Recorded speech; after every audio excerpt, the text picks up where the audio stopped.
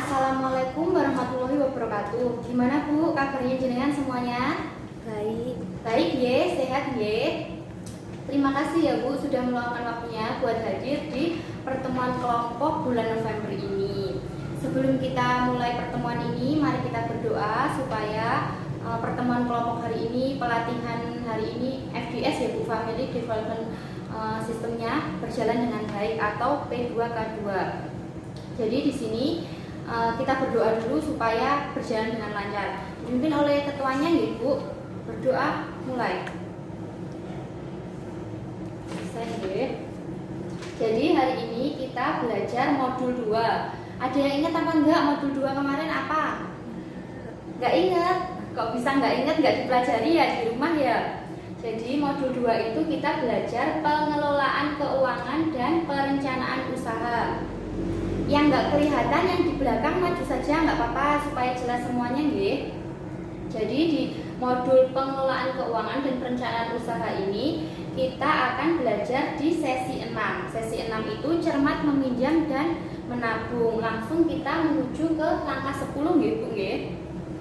Langkah 10 ini kita belajar soal memilih cara dan tempat menabung. Di sini saya jelaskan pengetahuan ringkas saja. Jadi gini, di setiap bank itu kan ada banyak fitur tabungan ya Bu. Ada yang tabungan mungkin kalau di BRI kayak Britama atau Simpedes atau apa, tapi ada juga jenis tabungan yang namanya tabunganku. Biasanya di setiap bank himbara yang bekerja sama dengan Kementerian Sosial, biasanya di setiap bank itu ada fitur tabunganku. Di fitur tabunganku ini ada beberapa kelebihan Bu. Jadi kalau dengan nabung di tabunganku nanti setoran awalnya minimal 10.000, saldo minimalnya bisa 10.000 dan umumnya tidak dipungut administrasi sehingga itu mudah. Terus saya ingatkan lagi, masalah menabung itu Anda juga harus hati-hati nggih Bu. Tenopo kok harus hati-hati? Soalnya di tempat meminjam itu apabila kadang ada tempat meminjam yang bunganya itu tinggi dalam waktu singkat, itu kita harus waspada. Takutnya kalau uangnya dibawa lari atau istilahnya ditipu kita. Jadi kita harus berhati-hati memilih tempat meminjam yang aman ya Bu ya, yang amanah kayak gitu. Ini cuma pengetahuan singkat saja. Lanjut ke materi intinya, memilih cara dan tempat menabung. Jadi Bu, rutin menabung memang merupakan tantangan yang berat, apalagi jika jenengan mempunyai pendapatan yang tidak tetap. Di sini ada yang pendapatan tetap atau pendapatannya harian atau seperti apa? Oh, pendapatannya ada yang beda-beda nggih Bu. Soalnya gini, kadang itu orang ada yang gajiannya itu setiap hari, gajiannya pas ada pekerjaan saja. Kadang ada yang seminggu sekali kayak gitu nggih Bu nggih. Kadang juga ada yang bulanan. Biasanya di sini ada nggak yang bulanan? Oh iya, Bu Siti bulanan nggih. Jadi nyuci tapi selalu ada cuciannya. Jadi bulanannya berapa? Oh, 500.000. Nggih Bu. Jadi gini, menabung itu kalau rutin apa enggaknya itu disesuaikan dengan pendapatan kita. Jadi jenengan bisa menabung polanya harian, bisa mingguan, bisa bulanan, atau kalau ada rezeki, siapa tahu jenengan dapat rezeki yang entah itu pas ikut arisan atau apa, sisa uangnya digunakan untuk menabung kayak gitu nggih Bu nggih. Saya mau tanya di sini, ada apa enggak dari ibu-ibu ini yang sudah menabung? Ada. Oh iya, siapa coba? Bu Rani nggih, Bu Rani menabungnya di mana? Oh, Bu Rani menabungnya di bank, nggih. Kenapa kok Bu Rani milihnya menabung di bank, Bu? Aman. Oh iya, aman. Terus kenapa lagi, Bu? Bisa diambil sewaktu-waktu. Nggih, terima kasih nggih Bu Rani sudah mau menyampaikan pendapatnya di depan ibu-ibu yang lain. Terima kasih, saya hargai pendapatnya. Jadi, untuk menabung kita perlu mengetahui kelebihan dan kekurangan tempat menabung nggih Bu nggih, supaya kita tahu tujuan menabung kita nanti untuk apa. Jadi di sini saya ada flipchart yang 2E. Kelihatan apa enggak yang belakang, Bu? Kelihatan. Kelihatan nggih, saya jelaskan ya di sini. Tempat menabung itu ada 6. Ada rumah, itu celengan, bisa di celengan ya kalau di rumah nggih Bu. Terus di sekolah anak, di tempat arisan, di kelompok simpan pinjam, koperasi atau di bank pasar. Di sini tempat menabung itu di dikelompokkan berdasarkan ada yang lokasinya mudah dijangkau atau enggak, setorannya harus rutin apa enggak, terus bisa diambil sewaktu-waktu apa enggak, ada biaya administrasinya atau tidak, ada bunga atau ada resiko dicuri apa enggak. Itu yang paling penting ya Bu, keamanan itu soalnya sangat penting. Di sini ada checklistnya, artinya yang ada checklistnya itu berarti iya. Kalau yang diconteng merah itu enggak, maksudnya jadi setorannya harus rutin apa enggak kayak gitu. Jadi saya jelaskan satu-satu ya.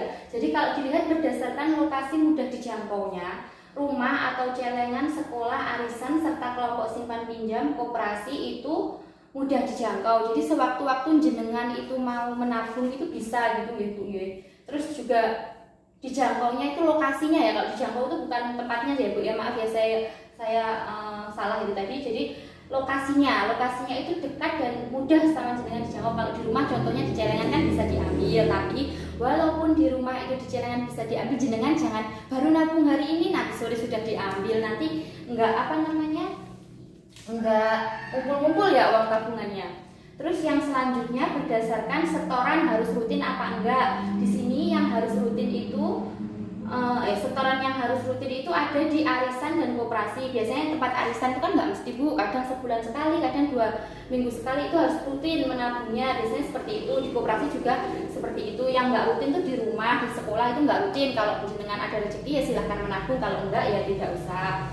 Terus berdasarkan bisa diambil sewaktu-waktu nopo mboten kayak gitu nggih. Jadi kalau di sini semuanya bisa diambil sewaktu-waktu kecuali di sekolah. Biasanya di sekolah itu di akhir semester nggih mboten saged jenengan nabung, terus kalau butuh jenengan ambil kayak gitu mboten saged. Terus berdasarkan ada tidaknya biaya administrasi nggih Bu nggih.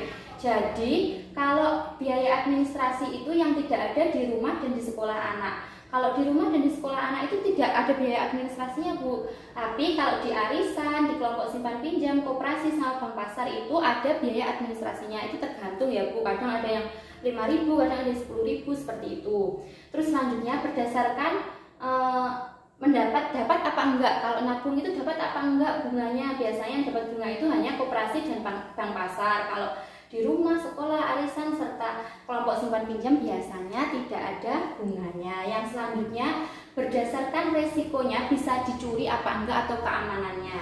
Di sini itu sama ya, dari 6 ini 3 itu yang ada resiko dicuri itu, maksudnya umumnya itu biasanya kan disimpan oleh guru atau pihak sekolah kayak gitu. Jadi maksudnya amannya kan kita nggak tahu seperti apa, bukan bermaksud kita suudzon atau kayak gimana, kan keamanannya kurang terjamin. Di koperasi juga seperti di koperasi ini kelihatannya brosurnya mungkin salah ya Bu, harusnya di bank pasar sama koperasi ini aman, sama di sekolah ini kebalik ini Bu. Jadi kalau di sekolah ini harusnya aman.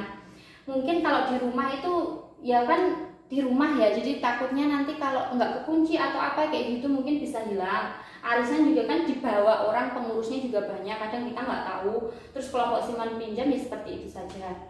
Dari penjelasan filcat tempat menabung ini, jenengan ada yang ditanyakan apa mboten? Nggak ada? Kalau nggak ada yang ditanyakan, saya lanjutkan ke berikutnya ya. Jadi kesimpulannya ini, setiap tempat menabung itu memiliki kelebihan dan kekurangannya sendiri-sendiri ya Bu. Jadi jenengan perlu membandingkan tempat menabung itu supaya nanti sesuai dengan tujuan jenengan menabungnya itu. Tujuannya itu buat jangka panjang anaknya sekolah atau seperti apa. Jadi harus benar-benar tahu kelebihan dan kekurangan tempat menabung itu supaya tujuan jenengan menabung itu dapat tercapai kayak gitu ya Bu. Bisa dipahami yang saya bicarakan? Bisa. Ya. Terima kasih Bu Siti sudah mewakili teman-temannya. Selanjutnya jenengan hari ini bawa enggak brosur? Ayo, kemarin sudah saya bagikan brosur. Ada yang bawa? Ya, terima kasih ya yang sudah membawa. Lain kali buku catatannya juga harus dibawa, brosurnya juga harus dibawa. Di sini saya akan menjelaskan cara membuka tabungan. Contohnya ini yang belakang yang nggak kelihatan maju saja ya. Jadi cara membuka tabungan itu di sini ada proses di bank dan di koperasi. Saya jelaskan satu-satu aja ya Bu. Kalau di bank itu biasanya menunjukkan identitas diri atau KTP, bisa KTP, bisa SIM.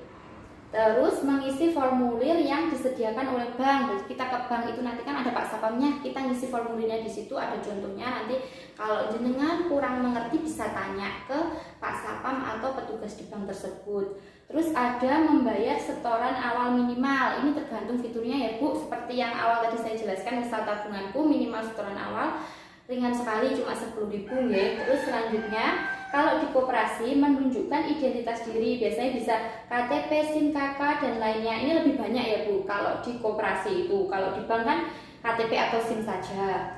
Terus selanjutnya untuk koperasi mengisi formulir keanggotaan. Biasanya jenengan kalau mau pinjam di koperasi itu harus menjadi anggota di koperasi tersebut. Terus selanjutnya membayar simpanan pokok. Jadi kalau menjadi anggota koperasi itu ada simpanan pokok. Itu tergantung koperasinya. Kadang ada yang bayarnya itu per bulan, kadang ada yang tahunan. Jumlahnya itu juga tergantung koperasi masing-masing. Jadi beda-beda nih Bu. Jadi itu tolong diperhatikan. Saya kira yang cara membuka tabungan dua tadi ini mungkin ada yang ditanyakan. Oh, tidak ada, sudah mengerti nggih Bu?